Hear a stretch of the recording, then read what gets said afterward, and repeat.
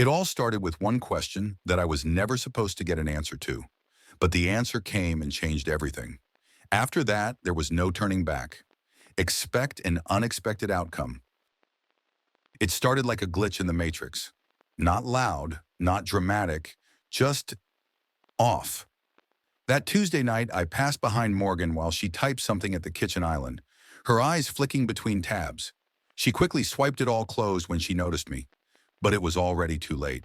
I'd caught the corner of her calendar, a clean white grid with one outlier, JS or 445, rooftop. It wasn't the letters that froze me. It was the word rooftop.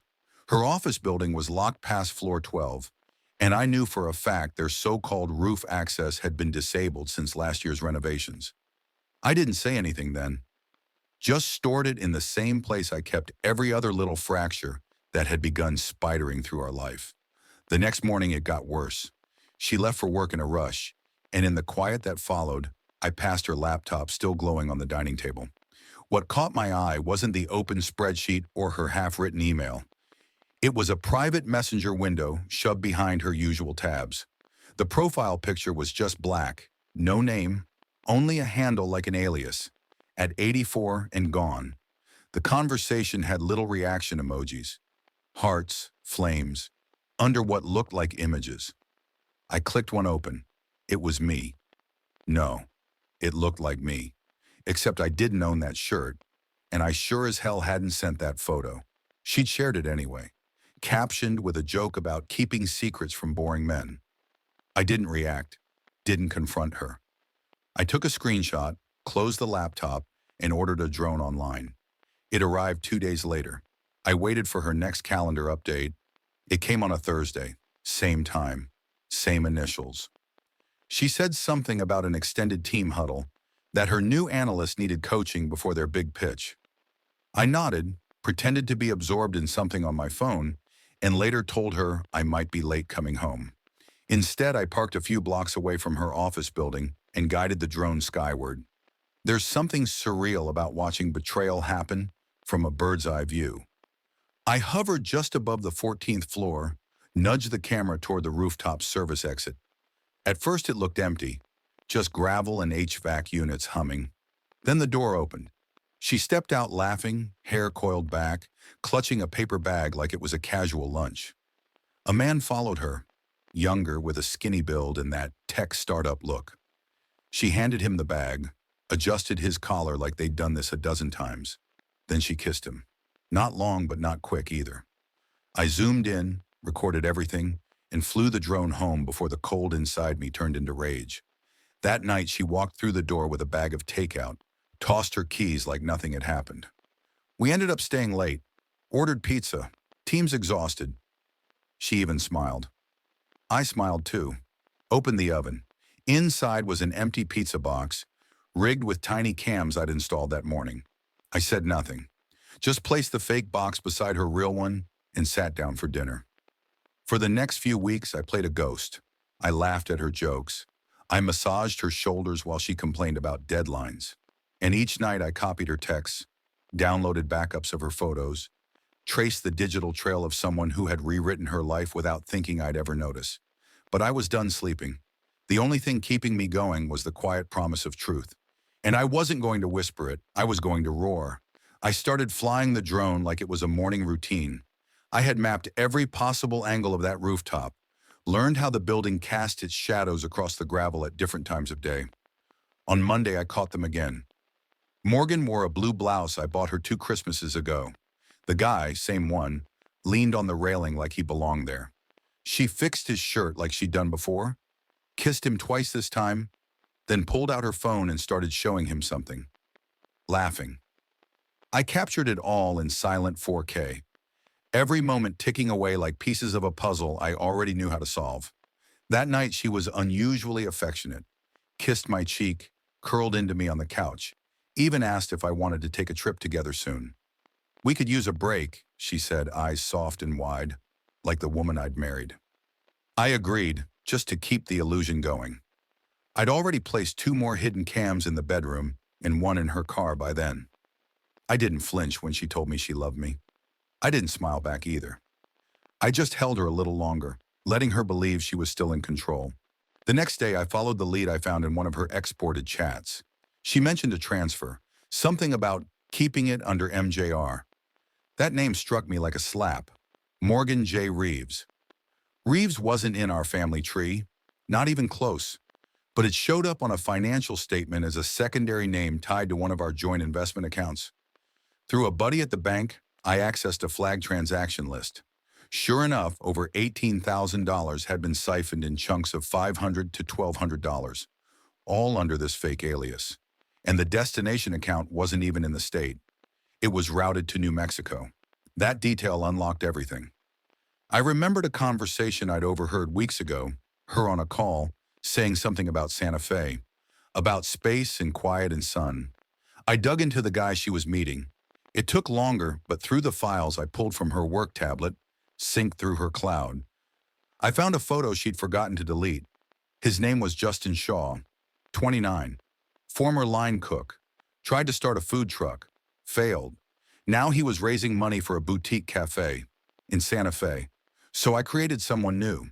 Eric Landon, mid-30s, independent investor, tired of city life, eager to help young entrepreneurs who see community as a lifestyle. I built Eric a fake LinkedIn, website, and even a 10-page business deck. Then I reached out to Justin's campaign email. It took only a day to get a response. The guy was hungry, desperate, perfect. We scheduled a Zoom call for Friday. I wore a flannel shirt, made my hair look messier, dimmed the lighting, and pitched questions like a curious, gullible angel investor. Justin bought it completely, told me about his partner, not in business, in life, said she was tied up right now, but would be available soon. He laughed like it was an inside joke. Her husband's still in the picture, for now, but that won't last long. I recorded every word, every smug pause between them. My pulse didn't even spike. I ended the call, thanked him, then closed the laptop and sat back. Later that night, Morgan came home humming. She brought home my favorite takeout like it was a peace offering, as if I needed cheering up. She was glowing. That's what really hit me. The way betrayal looked good on her. It didn't make her guilt-ridden or distant. It made her confident, lighter, like all the tension had lifted and she was finally free to live out her fantasy. She didn't know I was building something too. Not a dream, not a future, just a carefully stacked house of truth ready to fall right on her head. While she showered, I slipped into the office and uploaded the Justin video to an encrypted drive. Then I opened the legal documents I'd had on standby for months, the ones that severed all shared ownership and allowed me to quietly transfer assets into separate holdings. One form after another, I signed them under the flickering light of the monitor, cold and calm like I was reading a shopping list. I wasn't angry anymore. Anger is messy. This was cleaner. I wasn't burning anything yet. I was freezing it in time. I didn't sleep that night, not out of stress, but anticipation. I knew what was coming. I knew the night of her birthday would be the turning point. She had no idea what kind of gift I was planning. Morgan's birthday landed on a Saturday, and for the first time in years, I offered to plan the entire thing myself. She was thrilled, said it made her feel seen. She had no idea I'd already seen more of her than she'd ever wanted.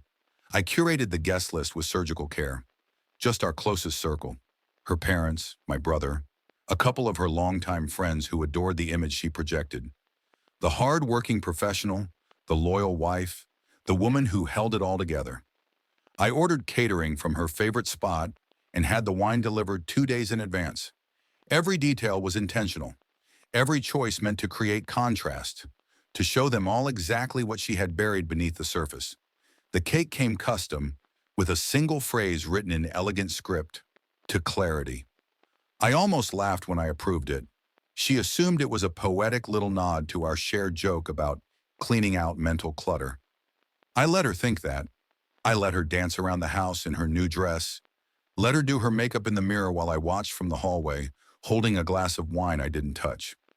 I let the hours tick by without a flicker of hesitation. When the guests arrived, Morgan lit up like a stage light. She hugged everyone, accepted compliments about how radiant she looked, and clinked glasses like she hadn't been planning a double life over office lunches. I moved between people quietly, making sure the TV remote was in my pocket, and the HDMI was already switched to the external drive. Every second dragged. My palms didn't sweat. My heart stayed steady.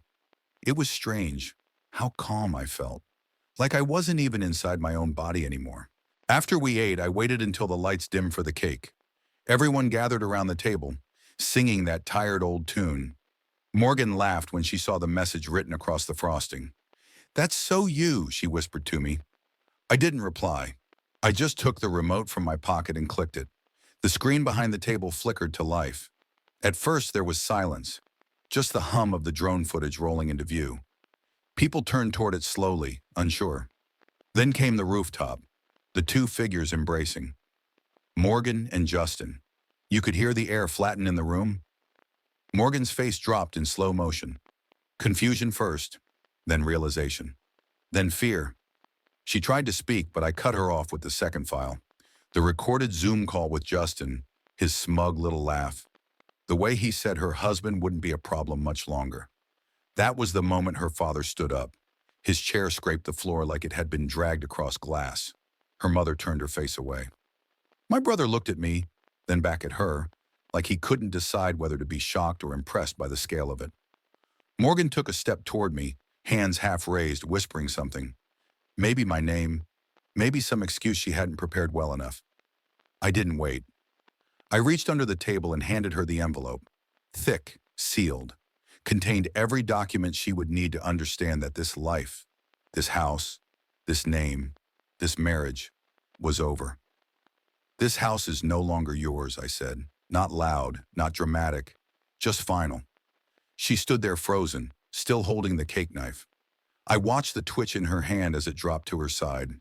No one moved, no one comforted her. That was the most surreal part. She always expected a safety net, her charm, her tears, her manipulations. But there was none of that here, only silence, and footage still playing on a loop behind her. Then she ran. I let her, didn't follow, didn't even look after her. I just exhaled, handed out remaining glasses of wine to the guests who hadn't already left, and returned to the kitchen, where the cameras I'd installed days before recorded her final moments in that house. Gifts still on the floor, heels in her hand, makeup streaked down her face as she stumbled out the front door like the place was on fire. By Sunday morning, I had moved the bulk of our liquid assets into secure holding. I took only a few bags with me, enough to settle into the guest house my friend Tyler had offered. Morgan had texted twice, meaningless things. "Can we talk?" And I didn't mean for this. I didn't reply. I forwarded both to my lawyer. By Monday, she tried again. This time a call. I let it ring. The priority now wasn't her. It was damage control, financial quarantine. I had built this life, paid for it, secured it. I wasn't about to let her walk away with half after she'd already stolen so much in secret. My lawyer filed for a forensic audit of all our shared financial history. We combed through every expense, every transaction backdated for the last 2 years. What we found next made the cheating look almost innocent. She'd created a forged child support agreement, filed under her name and an attorney who didn't exist. It claimed that part of our investment withdrawals had gone toward monthly payments for a child who, legally, didn't exist either. She hadn't just lied. She'd committed federal fraud.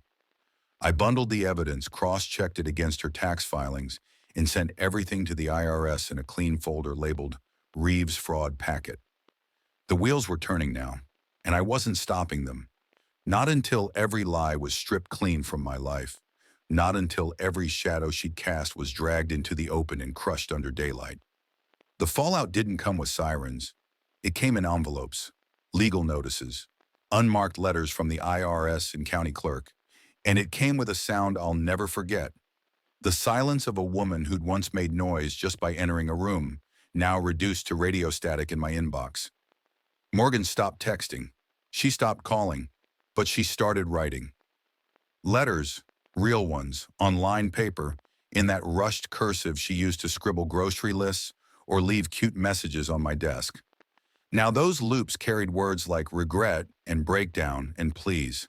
She blamed her mind, said she was disassociated for a year, Claimed the stress of the pandemic triggered something in her. Called it a spiral. There was no apology, not a real one. No direct admission, just slippery phrases like, "I didn't recognize myself," and "I wish you'd seen what I was going through." Like this was my failure too. Like I had missed the signs she was planning to betray me with a man who didn't even know how to cook professionally.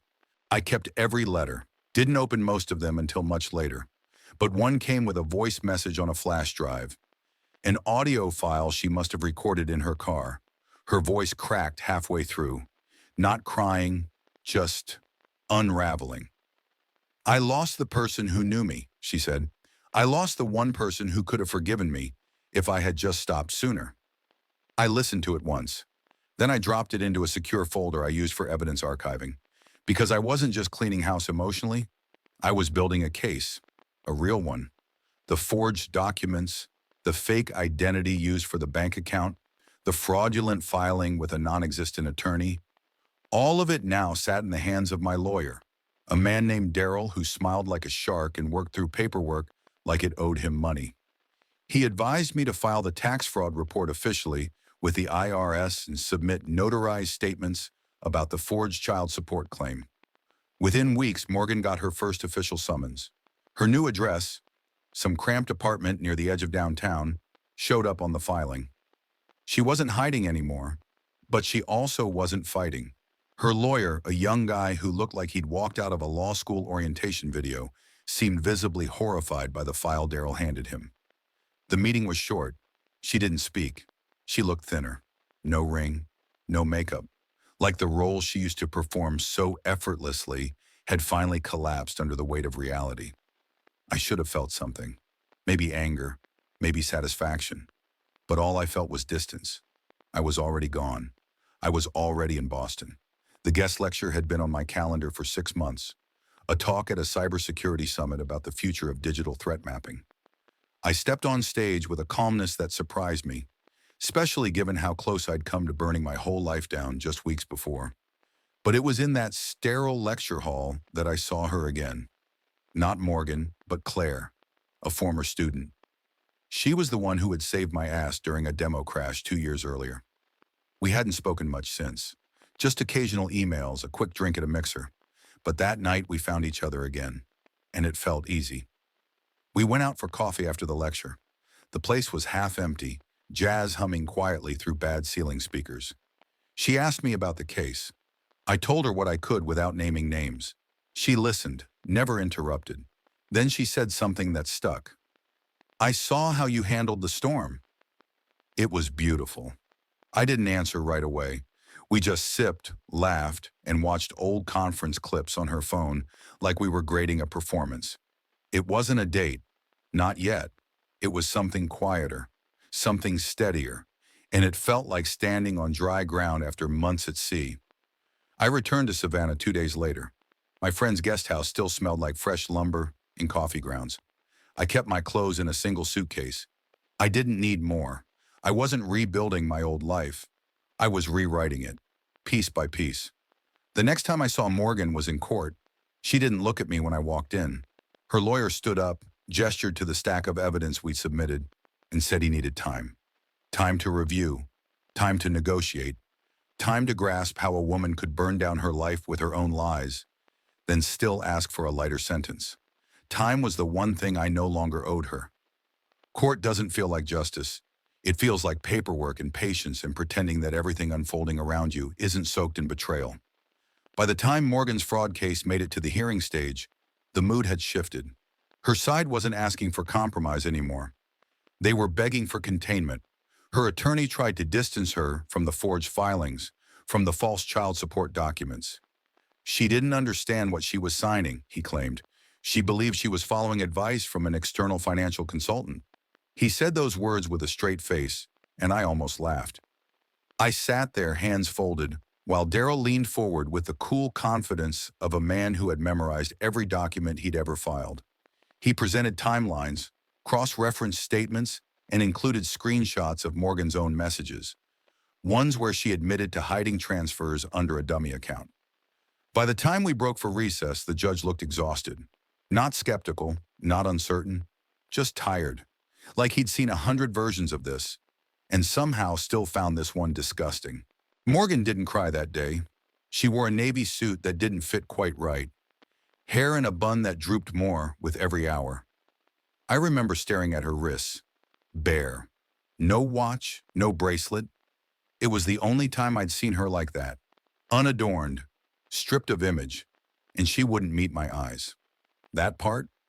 That was almost disappointing, because for all the venom and silence and performance she'd wrapped herself in, I thought she'd at least look me in the face when her empire crumbled. Outside the courtroom, I didn't wait. I walked straight past her, past the guy holding a phone who might have been from the press, and drove to my lawyer's office. There, I signed off on the petition to finalize our property separation. Every home, vehicle, stock, bond, and retirement piece carefully sliced and rerouted. She would walk away with only what I allowed, and I'd already chosen what that meant. But the real twist came later that week. Buried in a manila folder, Daryl slid across his desk like a dealer revealing a royal flush. "She filed something else last year," he said, tapping the folder. "Didn't think we'd catch it, but we did." Inside was a set of documents, forged and filed through a third-party processing company, backdated. It wasn't just a child support lie. She had attempted to retitle a piece of land we'd invested in years ago, one she thought I'd forgotten. The paperwork tried to reroute ownership through a shell company, one that, ironically, traced directly back to Justin Shaw's failed LLC. She had tried to steal it, quietly, cleanly, like a closing whisper after all the shouting was done. I didn't call her. I didn't rage. I didn't need to.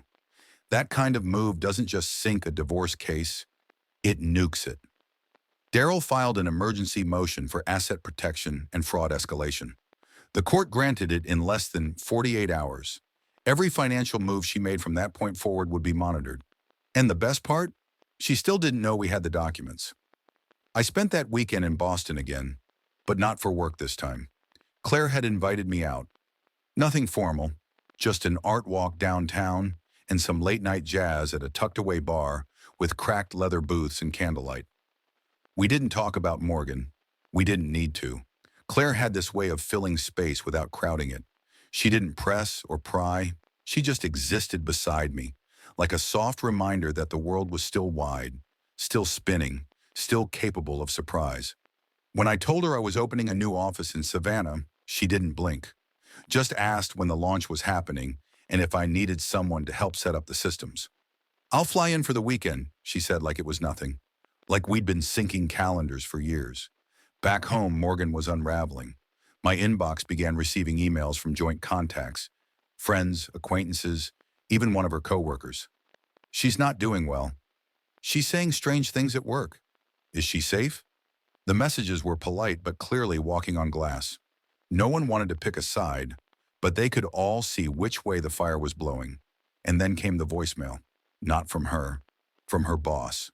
The same one she'd spent years impressing, charming, climbing toward. He didn't mince words. "She's unstable, Garrett. She's coming in late, missing deadlines. Clients are asking questions. She mentioned your divorce in a pitch meeting." He sighed. "I'm only calling you because this could get worse. Professionally, legally, I don't want her dragging this company down with her." I saved the voicemail, added it to the archive. Every new fire she lit, I filed away like kindling. Not because I wanted to burn her life down, but because I knew she'd try to twist the story later. She always did. This wasn't just betrayal anymore. This was demolition, and she was swinging the hammer all by herself. Morgan's desperation didn't arrive as a scream. It arrived in the shape of a courier envelope left on the front steps of the Savannah office before we'd even finished moving in. Claire found it first. I saw her standing just inside the glass doors, frowning at the handwriting scrawled across the front. It wasn't addressed to me by name, just to the one who left. Inside was a letter. No signature, no return address, just page after page of raw, scrambled emotion. A monologue that swung between grief and blame, love and loathing. At one point she wrote, "You were always better at disappearing than I was at pretending to be happy." Then followed that with, I would have given it all up if you had just caught me sooner." The irony landed hard. She wasn't sorry for what she did. She was sorry for getting caught before she was finished doing it. I didn't show Claire the entire thing, only pieces. She didn't ask questions. She just folded the pages back neatly and said, "This part of your story doesn't scare me." That hit harder than any insult Morgan ever threw at me. It felt like a lifeline. But the real storm hit a week later. We were reviewing security access logs from the office's new server setup. Something Claire had suggested I keep extra tight until we'd ironed out our internal team. That's when I saw it. A failed login attempt from Morgan's old email address. Twice. And then again, under a different proxy, trying to breach our cloud-stored legal archive. She was trying to get into the files. I didn't tell Daryl immediately. I wanted to see if it was just a fluke, if maybe she was trying to dig through her own history, hoping to find leverage buried in the past. But then came the breach attempt on my personal account. Not a phishing link, not some amateur social engineering trick. This was a direct brute force attempt from a masked IP. She was either working with someone or had finally decided to go full rogue. Either way, I flagged it, traced the source, and compiled it into a breach report. That's when I called Daryl. He didn't hesitate. Filed an emergency restraining order, not just for physical contact, but digital interference. A clause that effectively criminalized any attempt on her part to access my data or communications. We sent a formal notice to her lawyer, attached with a screenshot of the login trace. The response came 2 days later, her lawyer resigning from the case. That part felt almost anticlimactic. The man who once tried to spin her as misguided now wanted nothing to do with the wreckage. And as soon as he stepped away, Morgan made her next move. She showed up at my office. Not during the day, not in broad daylight, at night, after everyone had gone home, when only Claire and I were left finalizing system diagrams. I had stepped outside to take a call, and Claire texted me the moment Morgan walked in through the unlocked side door. I returned to find her standing in the middle of the floor, shoulders hunched, mascara smudged into skin that looked 3 shades paler than I remembered.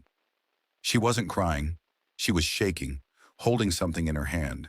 A photo, one of us, years ago, in Vermont, standing in front of the cabin we rented the winter I asked her to marry me.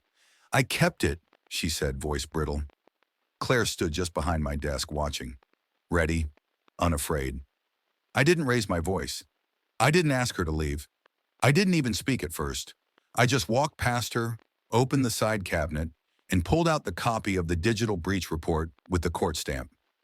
She tried to talk again.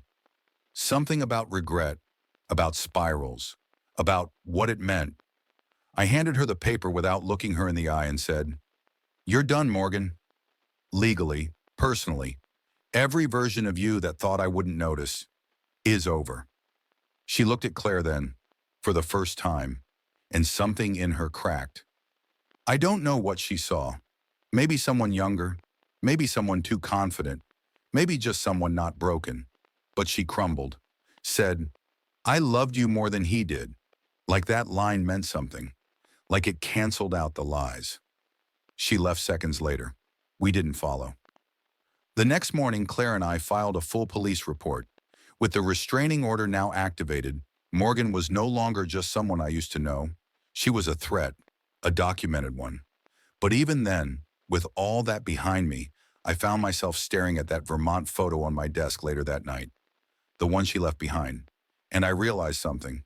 I wasn't angry. Not anymore. Not even numb. I was just done. She had tried to rewrite the story, to spin her guilt into gravity, to drag me back toward her orbit. But the gravity had failed. The pull was gone. And in the glow of a Savannah sunrise pouring through the windows of an office that hadn't even opened yet, I knew exactly what came next. 12 months. That's how long it had taken from the first crack in Morgan's story to the final nail in the coffin of our past. A full year. A dozen months that tore down the scaffolding of the life I thought I was building and left me staring at bare steel and scorched earth. But now, standing in the atrium of my new Savannah office with the late spring sun melting across the marble floors, I felt something I hadn't let myself feel in months. Stillness. No tension in my jaw. No weight pressing behind my eyes. No storm waiting on the horizon. The ribbon cutting was modest, exactly the way I wanted it. Just a few colleagues, some local press, and Claire standing beside me like she belonged there. And she did. She hadn't filled a void. She hadn't replaced anything. She'd simply been there, steady and real, while I took apart the wreckage and rebuilt the frame by hand. The conference invitation came the week before. Keynote speaker, national spotlight. The topic, digital footprints and the anatomy of deception. It couldn't have been more perfect if I'd written the prompt myself. So I took it, stood before hundreds of tech leaders, law professionals, analysts, and college kids and told them the truth. I didn't name Morgan. I didn't need to. I told them about blind spots. The way betrayal doesn't always slam the door. Sometimes it just leaves it ajar. I showed them how people lie with data the same way they lie with words. And I told them how you can trace every fracture in a system, even a marriage, if you know where to look. Afterward, Claire met me backstage, said nothing, just reached for my hand and held it. I could hear the buzz of the audience behind us, people chatting about cybersecurity and surveillance, about ethics and transparency. But all I could focus on was the quiet way her fingers wrapped around mine, like we'd already lived 100 lives together and had decided to start one more. That night, I opened a letter waiting on my desk. It was from the IRS. Short, formal, clinical, investigation closed. The subject is required to pay restitution. No appeals, no dodging, no more games. The audit had traced every misstep, the fake filings, the false claims, the fraud attempts. Morgan was liable for the total damage, and now she was legally bound to repay every cent she'd stolen or redirected. If she couldn't, they'd garnish whatever she had left. Wages, accounts, even assets she didn't know they'd flagged. I leaned back in my chair, reading the last line twice. This matter is considered resolved. It didn't feel like revenge. It felt like finality. A week later, I found out Morgan left the city. Quietly. No goodbye parties, no apartment sale post, no Instagram caption laced with vague lessons about healing. She just disappeared. A friend of a friend said she'd gone west. Maybe to California, maybe to Santa Fe, maybe chasing something she couldn't even name anymore. I didn't ask for confirmation. It didn't matter. She was gone. And the story she wrote, the one where I was the clueless husband, the safety net she could always crawl back to, had been erased line by line. Now my story was mine again. Claire and I spent that weekend exploring coastal towns, eating overpriced crab rolls and stopping at bookstores that still smelled like old paper and possibility. She told me about a project she'd been dreaming up. Something tech-adjacent, but focused on education, trust, transparency. We didn't use words like future or forever. We didn't need to. It was all right there, in the way she laughed at my terrible road trip playlist, in the way she leaned against me at traffic lights like the car itself couldn't keep her grounded without me. We returned to the office Sunday night, just the two of us. She fell asleep on the couch while I caught up on email. One message stood out. A new client, high profile, wanted full digital risk protection for their leadership team. I scanned the request, smiled, and replied with a single line. I know exactly how to catch a lie. Then I shut the laptop, walked to the window, and stared out across the city I had come to call mine. No more watching rooftops. No more listening for steps in the dark. No more frozen smiles at dinner tables poisoned by secrets. The past had burned. She had burned. And now I was building something better. Something honest. Something fireproof. That's all for now, folks. Thank you for being with me today and listened. And if you liked my story, please subscribe, hit the like button, and comment below what you think about all this and what would you do if you were me. Also, don't forget to check my other stories in description below.